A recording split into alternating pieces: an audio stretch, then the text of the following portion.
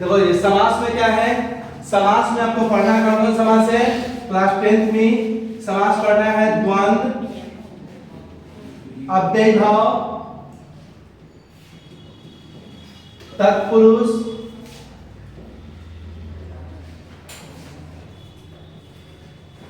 बहुव्रीहि और लास्ट कर्मधारय। ठीक है, इतना समास तुमको पढ़ना है। सबसे पहला द्वंद्व, यहाँ पहले द्वंद्व इसलिए लिखे हैं क्योंकि छोटा समास है। ठीक है, इसको समझ लो सीधे। द्वंद्व में क्या होता है, द्वंद्व समास में इसमें जोड़े का बोध होता है। सबसे पहले यहाँ आपको ध्यान देना है कि इसमें क्या होता है, जोड़े का बोध होता है, यानी कि जोड़ा होगा। ठीक है, और जब हम इसका समास विग्रह करेंगे तो जितना शब्द होगा सभी शब्द के अंत में क्या लगाएंगे, च लगाएंगे। जितना शब्द होगा सभी शब्द के अंत में क्या लगाएंगे, च लगाएंगे। पहला चीज ये ध्यान देना है कि समास विग्रह करते समय सभी शब्द के अंत में च लगाएंगे। ठीक है, तीसरा समास करते समय, समास के समय क्या करना है, अगर दोनों शब्द पुल्लिंग हो, ठीक है, तो उसको द्विवचन में डालेंगे। पुल्लिंग होगा तो क्या डालेंगे, और। ठीक है, और अगर दोनों शब्द जो है स्त्रीलिंग होगा तो स्त्रीलिंग होगा तो क्या डालेंगे, ए डालेंगे। और जो है दोनों के बीच का च का जो है लोप कर देंगे और विभक्ति का लोप कर देंगे। ठीक है, जैसे देखो राम च लक्ष्मण च। अब यहाँ राम और लक्ष्मण दोनों पुल्लिंग शब्द हैं, तो यहाँ समास विग्रह किए तो दोनों पदों के अंत में क्या लगा दिए, च। ठीक है, और जब जोड़ेंगे तो इसका विभक्ति और च लोप करेंगे तो क्या बच जाएगा, यहाँ राम, और यहाँ क्या बच जाएगा, लक्ष्मण। ठीक है, अब क्या कह रहा है कि अगर दोनों पद पुल्लिंग होगा तो क्या जोड़ेंगे, औ, तो क्या हो जाएगा, राम लक्ष्मणौ। ठीक है, और दोनों पद में एक पद पुल्लिंग और एक पद स्त्रीलिंग होगा। इसमें यही ध्यान देना है कि बाद वाला पद, यानी कि बाद वाला पद जिस लिंग में होगा, पुल्लिंग में होगा तो पुल्लिंग का वचन करेंगे, स्त्रीलिंग में होगा तो स्त्रीलिंग का वचन करेंगे। ठीक है, जैसे अगर यहाँ रहता राम, रामः च, सीता च। ठीक है, तो यहाँ अब क्या बन गया, राम और सीता। ठीक है, अब राम यहाँ पुल्लिंग है लेकिन सीता शब्द क्या है, स्त्रीलिंग है, तो यहाँ क्या आ जाएगा, राम सीते, एक की मात्रा जोड़ दिए, राम सीते। ठीक है, ये ध्यान रखना है। ठीक है, इसमें समास विग्रह करते समय ध्यान रखना है कि समास विग्रह करते समय जितना भी शब्द होगा सभी शब्द के अंत में च जोड़ना है। ठीक है, और समास करते समय उत्तर पद, बाद वाला पद जिस लिंग का होगा उसी लिंग में उसका वचन करेंगे। ठीक है, और अगर दो के अलावा अगर ज्यादा हो, 3, 4, 5 भी शब्द हो सकता है। ठीक है, तो जितना शब्द होगा सभी शब्द के अंत में क्या करना है, च जोड़ना है समास विग्रह करते समय। और समास करते समय सभी का जो है विसर्ग, जो भी शब्द होगा विभक्ति वो विभक्ति का लोप कर देते हैं। जैसे एक 4 दो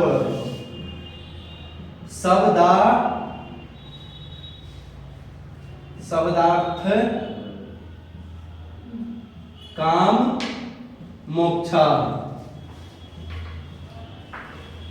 शब्दार्थ काम मोक्षा, यहाँ कितना शब्द आ गया, 4 शब्द। तो क्या हो जाएगा, शब्दः च, अर्थः च, कामः च, मोक्षः च। ठीक है, शब्दः च, अर्थः च, कामः च, मोक्षः च। क्लियर है। अब द्वंद्व के बाद आगे देखो क्या है, इस द्वंद्व के बाद है अव्ययी भाव। ठीक है, अव्ययी भाव में क्या ध्यान देना है कि जहां जिस शब्द में उप, अनु और निर लगा रहेगा, इसमें कौन विभक्ति कर जोड़ेंगे, तो षष्ठी विभक्ति। उप, अनु और निर शब्द लगा रहेगा उसमें षष्ठी विभक्ति होता है। ठीक है, उप, अनु और निर शब्द के साथ षष्ठी विभक्ति। समास विग्रह करते समय क्या करना है, उप, अनु और निर शब्द के साथ जो शब्द होगा उसमें षष्ठी विभक्ति, और उप के लिए क्या जोड़ेंगे, समीपम। उप के लिए समीपम, अनु के लिए पश्चात या योग्यम, पश्चात या योग्यम, और निर के लिए अभाव। निर के लिए क्या जोड़ना है, अभाव। क्लियर है। और इसके बाद पहला, दूसरा क्या है, सह शब्द अगर रहेगा तो सह के साथ क्या करना है, सहितम, सह के साथ सहितम, और विभक्ति तृतीया विभक्ति। ठीक है, जैसे दोनों का एग्जांपल देखो, उप अगर है उपग्रामम। ठीक है, उपग्रामम, अब शब्द क्या आया, उपग्रामम, तो ग्राम शब्द का षष्ठी विभक्ति क्या हो जाएगा, ग्रामस्य। ग्रामस्य, और उप के लिए क्या है, समीपम। लेकिन इसका जब अगर समास करेंगे, जोड़ेंगे, तो क्या करना है, इसका विभक्ति का लोप कर देना है और इसका जो उपसर्ग होगा वो उपसर्ग लिख देना है। ठीक है, इसमें ध्यान क्या देना है कि इसका समस्त पद जो होता है, समस्त पद क्या होता है, हमेशा नपुंसकलिंग एक वचन में होता है। ठीक है, यानी कि जैसे देखो यहाँ ग्रामम हमेशा म हलंत लगा हुआ रहेगा, चाहे वो पुल्लिंग हो स्त्रीलिंग हो, उससे कोई मतलब नहीं है। अव्ययभाव समास में अगर यहाँ उपग्रामम की जगह पे यहाँ उपरामम भी हो सकता है। ठीक है, उपरामम, इसका मतलब ये नहीं कि राम शब्द नपुंसक लेंगे, राम शब्द यहाँ पुल्लिंग है, लेकिन अव्ययभाव समास होने के कारण क्या हो गया, रामम हो गया। समस्त पद इसका नपुंसक लिंग एक वचन में होता है। ठीक है, वैसे ही स के साथ क्या होता है, समास विग्रह करने पर सहितम जोड़ते हैं और तृतीया विभक्ति जोड़ते हैं। ठीक है, लेकिन जब समास करते हैं यानी कि जोड़ते हैं तो स का क्या करते हैं, ह का लोप कर देते हैं, सिर्फ स बचता है। ठीक है, और तृतीया विभक्ति जो होता है उसका विभक्ति हटा देते हैं। ठीक है, जैसे देखो परिवारेण सहितम या परिवारेण सह। ठीक है, सह भी आ सकता है, यहाँ सह भी आ सकता है, समम भी आ सकता है या सहितम भी आ सकता है। ठीक है, इस तीनों में से कोई भी आ सकता है। ठीक है, तो परिवारेण सह, तो इसको जोड़ेंगे तो क्या हो जाएगा, सह का ह लोप हो जाएगा तो बच जाएगा स। ठीक है, और परिवारेण का विभक्ति खत्म हो जाएगा तो क्या बच जाएगा, परिवार। लेकिन क्या कर रहा है, समस्त पद नपुंसक लिंग एक वचन में, तो क्या हो जाएगा यहाँ सपरिवारम। क्लियर है, उप अनु निर के साथ षष्ठी विभक्ति, स के साथ तृतीया विभक्ति। ठीक है, उसके बाद देखो क्या है, स के बाद क्या आता है, तीसरा यथा।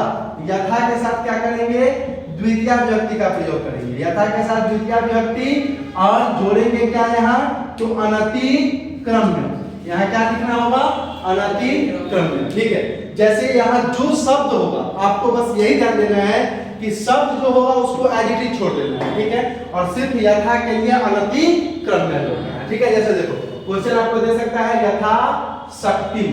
ठीक है, यथा शक्तिम, तो यहाँ क्या हो जाएगा यथा शक्तिम का, तो शक्तिम जो शब्द है वो शक्तिम का शक्तिम रह जाएगा और यथा के लिए क्या हो जाएगा, अनतिक्रम्य। तो यथा शक्तिम, जब इसका समास करेंगे तो सिर्फ यथा अनतिक्रम्य को बदलेंगे यथा। ठीक है, यथा के बाद आ रहा है यहाँ क्या, उपनुनीर स यथा प्रति। ठीक है, प्रति में क्या होता है, विभक्ति जोड़ना है द्वितीय या सप्तमी, विभक्ति यहाँ हो जाएगा द्वितीय या सप्तमी। ठीक है, और शब्द क्या हो जाएगा, प्रति। इसमें आपको ध्यान कर देना है कि जो शब्द होगा उस शब्द को दो बार लिखेंगे, जो शब्द होगा उसको क्या करेंगे, दो बार लिखेंगे और दो बार के बाद प्रति जोड़ेंगे। ठीक है, लेकिन दो बार जो लिखेंगे वो दोनों में समान विभक्ति लिखेंगे, या तो द्वितीय और नहीं तो सप्तमी, दोनों में कोई विभक्ति एक ही विभक्ति जोड़ेंगे। ऐसा नहीं कि एक पद में द्वितीय और एक पद में सप्तमी। जैसे प्रतिदिनम, क्वेश्चन दे दिया प्रतिदिनम। ठीक है, तो दिनम, तो दिनम दिनम प्रति, या फिर दिने दिने प्रति। ऐसा नहीं कि दिनम और दिने प्रति लिखेंगे। ठीक है, एक में दिनम है दूसरा में दिन, ऐसा नहीं करेंगे, दोनों में समान व्यक्ति, दिनम दिनम प्रति या दिने दिने प्रति। क्लियर है, अव्यय भाव के बाद क्या है, तत्पुरुष समास में देखो, अव्यय भाव के बाद है तत्पुरुष। ठीक है, तत्पुरुष में क्या होता है, तत्पुरुष में आपको ध्यान देना है, इसका 6 विभक्ति पढ़ना है। ठीक है, द्वितीय, तृतीय, चतुर्थी, पंचमी, षष्ठी, सप्तमी। ठीक है, इस शब्द का शब्द याद कर लेना है कि कहां हम द्वितीय जोड़ेंगे, कहां तृतीय जोड़ेंगे, कहां चतुर्थी, कहां पंचमी, षष्ठी और सप्तमी। जैसे द्वितीय का ध्यान रखना है, लिखवाया गया हुआ है। ठीक है, द्वितीय में क्या होता है, श्रित, अतीत, पतित, गत, अत्यस्त, प्राप्त, आपन, ये सब शब्द रहेगा, वहां हम द्वितीय विभक्ति बोलेंगे। ठीक है, तृतीय में हीन, भीन, त्रात, दत्त, ताड़ित, जड़ित सब। ठीक है, ये सब शब्द रहेगा, वहां तृतीय हो जाएगा। चतुर्थी में क्या हो जाएगा, ये शाला, उसके बाद गृह। ठीक है, ये सब शब्द रहेगा जिसके लिए काम किया जाए। ठीक है, हित, बलि, हित, सुख, दान, रुच, कर्त, कूप, ये सब उसमें रहता है। ठीक है, उसमें क्या हो जाएगा, चतुर्थी। जैसे देखो चतुर्थी में क्या होता है, दोनों सब का एग्जांपल देखो, यहाँ है सुखापन्न। ठीक है, सुखापन्न। अब यहाँ क्या आया, सुखापन्न। इसमें आपको यही ध्यान देना है द्वितीय में कि इसका पहला पद क्या होगा, कर्म होगा, और बाद वाला पद क्या होगा, क्रिया होगा। ठीक है, तो सुखापन्न यहाँ क्या हो गया, आपन। बोले हैं ना, श्रित, अतीत, पतित, गत, अत्यस्त, प्राप्त और आपन। तो आपन शब्द आया यहाँ, तो यहाँ मेन शब्द यहाँ जो है, इस शब्द में क्या करेंगे, द्वितीय। तो क्या आ जाएगा यहाँ, सुखम। अब बच क्या गया, आपन्न। ठीक है, तृतीय में देखो, जैसे क्वेश्चन है स्वर्ण जड़ित। स्वर्ण जड़ित क्या हो जाएगा, जड़ित शब्द की ऊपर तृतीय व्यक्ति होती है, बताया है। इसका मतलब क्या होता है, स्वर्ण, सोने से बना हुआ। जड़ित मतलब बना हुआ, तो क्या हो जाएगा यहाँ, स्वर्णेन, स्वर्णेन जड़ित। ठीक है, ताड़ित, हस्त ताड़ित। ठीक है, यहाँ क्वेश्चन क्या है, हस्त ताड़ित। हस्त ताड़ित मतलब हाथ से हटाया हुआ। ठीक है, तो क्या हो जाएगा, हस्ताभ्याम ताड़ित। ठीक है, वैसे ही चतुर्थी में देखो क्या है, चतुर्थी में क्वेश्चन है छात्र हितम।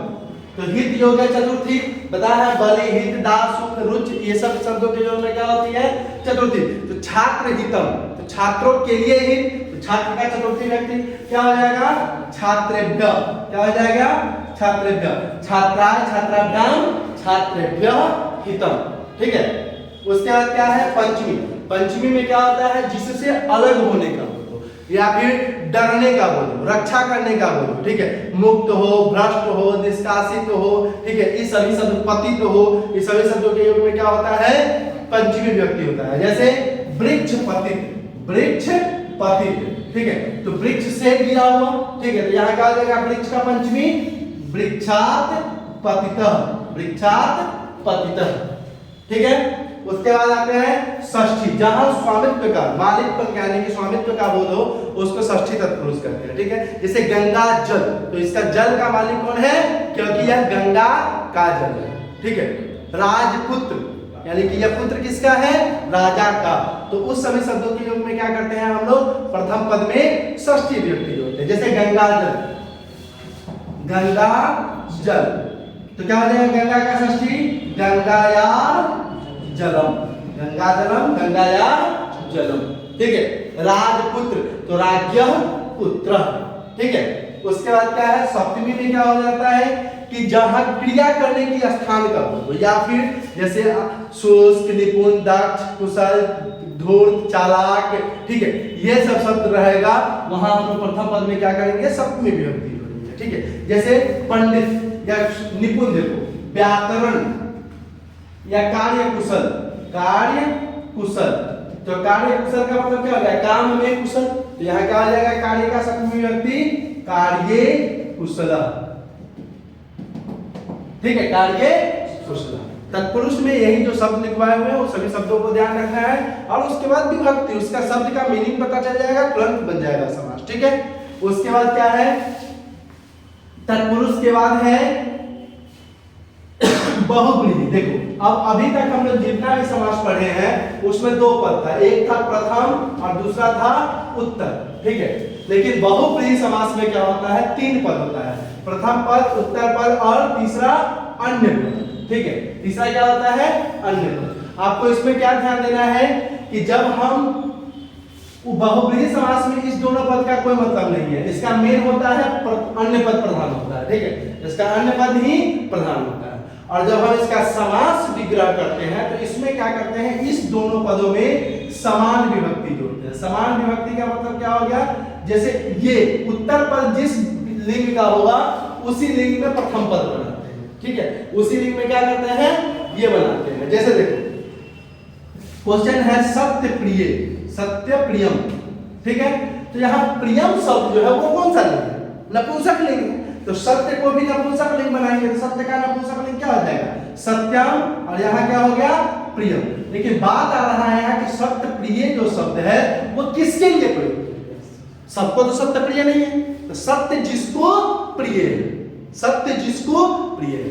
तो इसमें क्या कहता है कि दोनों पदों में समान विभक्ति, उत्तर पद के लिंग के साथ प्रथम पद के लिंग लिखते हैं। ठीक है, और अन्य पद के लिंग के अनुसार, अन्य पद के लिंग के अनुसार जो है इसमें यत और तत् शब्द जोड़ते हैं। ठीक है, यत और तत् शब्द।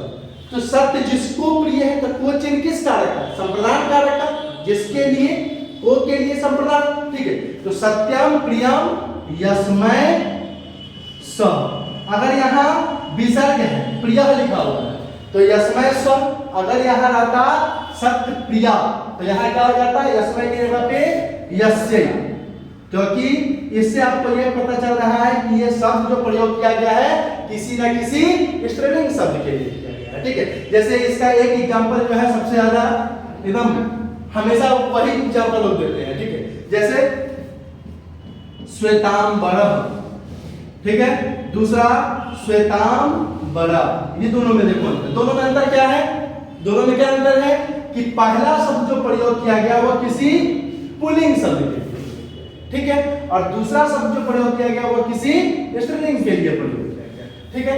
तो इस दोनों में अंतर क्या बताया कि यह पुल्लिंग के लिए और या स्त्रीलिंग के लिए। तो यहाँ अंबर, अंबर जो शब्द है वो कौन सा लेंगे? नपुंसक लिंग। अंबर मतलब कपड़ा, वस्त्र, तो वो तो जान है नहीं उसमें, वो निर्जीव है, तो अ से अंत होने वाला निर्जीव शब्द नपुंसक लिंग होता है। तो यहाँ क्या हो जाएगा? अंबर नपुंसक लिंग, तो श्वेत को भी नपुंसक लिंग बनाएंगे, तो क्या हो जाएगा? श्वेतम अंबरम, ठीक है। यहाँ क्या हो जाएगा? श्वेतम अंबरम, क्लियर है। अब इसका हिंदी क्या होगा श्वेतांबर का? तो उजला वस्त्र है जिसका, तो जिसका का चिन्ह किस कारक का होता है? संबंध कारक का, और संबंध कारक में षष्ठी विभक्ति, तो यहाँ क्या आ जाएगा? श्वेतम अंबरम यस्य स, ठीक है। लेकिन दूसरा सेंटेंस सेम चीज है और यहाँ आ लगा दिया, यानी कि ये किसी स्त्रीलिंग के लिए हो गया, तो यहाँ सेम चीज श्वेतम अंबरम, और यहाँ यस्य की जगह पे क्या आ जाएगा? यस्या, और स की जगह पे क्या आ जाएगा? स, ठीक है। चलो तीसरा आगे देखो, बहुप्री के बाद लास्ट क्या है आपका? कर्मधारय समास। कर्मधारय समास में क्या होता है? इसमें ध्यान ये देना है कि इसमें दो समास होता है। पहला समास होता है विशेषण विशेष्य का, ठीक है, विशेषण विशेष्य का, और दूसरा समास होता है उपमान उपमेय का, ठीक है। विशेषण विशेष्य का जब समास होगा तो इसमें ध्यान क्या देना है कि विशेष्य जिस लिंग और विभक्ति वचन में होगा, विशेष्य जो है यहाँ जिस लिंग और विभक्ति वचन में होगा, विशेषण भी उसी लिंग विभक्ति और वचन में हो जाएगा, ठीक है। इस दोनों में समान विभक्ति, ठीक है। इसका समास विग्रह करने पर क्या करते हैं? दोनों में समान विभक्ति होते हैं, ठीक है। और उसके साथ उस दोनों शब्दों के बीच में च असौ जोड़ते हैं, ठीक है, च असौ। जैसे देखो कृष्ण बालकः, तो यहां क्या हो जाएगा? बालकः पुल्लिंग, तो यहां भी क्या हो जाएगा? पुल्लिंग, तो पुल्लिंग यहां क्या हो जाएगा? कृष्ण च असौ बालकः, ठीक है, च असौ बालकः, समझ में आया? अगर यहां मानो कि इसके बाद उपमान उपमेय में क्या हो जाएगा? उपमान उपमेय में आपको ध्यान देना है कि यहां तुलनात्मक बोल, यानी कि उससे तुलना किया जाएगा, ठीक है। तो जब तुलना किया जाएगा तो उसमें क्या करना है? आपको इब शब्द का प्रयोग करना है। समास विग्रह करते समय इब या इब, ठीक है, इब या इब। जैसे चंद्रोज्ज्वल, चंद्रोज्ज्वल, चंद्रोज्ज्वल का मतलब क्या हो गया? चंद्रमा की तरह उज्ज्वल, तो यहाँ उज्ज्वल शब्द पुल्लिंग हो गया, ठीक है। तो यहाँ चंद्र का पुल्लिंग क्या हो जाएगा? चंद्र इव उज्ज्वल, चंद्र इव उज्ज्वल। लेकिन अगर दूसरा क्वेश्चन दे रहा है विद्या धनम, तो विद्या की तरह धन नहीं ना कह सकते, विद्या ही धन, तो यहाँ क्या आ जाएगा? यहाँ धनम नपुंसक लेंगे तो विद्या का नपुंसक नहीं करेंगे, तो यहाँ क्या करेंगे? इसमें ये नहीं लिखना है कि दोनों में समान विभक्ति जोड़ना, ठीक है, जैसे शब्द होगा वैसे जोड़ना है। तो यहाँ क्या करना है? विद्या एव धनम, विद्या एव धनम, ठीक है। समास विग्रह करते समय सबसे पहले ध्यान देना है कि उस शब्द का अर्थ कोशिश करना है कि जान लें, ठीक। उसके बाद समास विग्रह बहुब्रीहि, तत्पुरुष और अब ये क्या बोलते हैं इसका कर्णधारय, इस तीन में आपको जो है समास विग्रह करने में आसानी होगा जब उस शब्द का अर्थ जान लेंगे। तत्पुरुष में ध्यान देना है कि जो जो शब्द बताया गया वो सभी शब्दों को याद कर लेना है, ठीक है, आसानी से बन जाएगा। द्वंद्व में क्या करना है कि जैसे जोड़े का बोध होगा सभी शब्दों के अंत में च लगाते चलना है, जब जोड़ना होगा तो च हटा देना है। हाँ, एक चीज याद रखना है, जैसे क्वेश्चन है शब्दश, यहाँ शब्दश च अर्थस च, ठीक है। अब यहाँ कह रहे हो सर तो इसमें विसर्ग है नहीं, हम क्या करें, यहाँ विसर्ग है ही नहीं, ठीक है, तो क्या करें, तो यहाँ क्या हो जाएगा, विसर्ग है, विसर्ग का तालाब सब होता है ना, तो क्या हो जाएगा शब्दश च अर्थस च में शब्द जोड़ च, शब्द जोड़ च, ठीक है, अर्थ जोड़ च, ऐसे बन जाएगा, ठीक है, शब्द जोड़ च अर्थ जोड़ च। उस समय ये नहीं ध्यान रखना है कि हाँ सर ये तालाब सब वाला पता भी नहीं, ठीक है, तालाब में सौ विसर्ग का बनता है। क्लियर है? तो बस समास कंप्लीट हो गया, बाकी पूरा वीडियो कंप्लीट है, देखिए।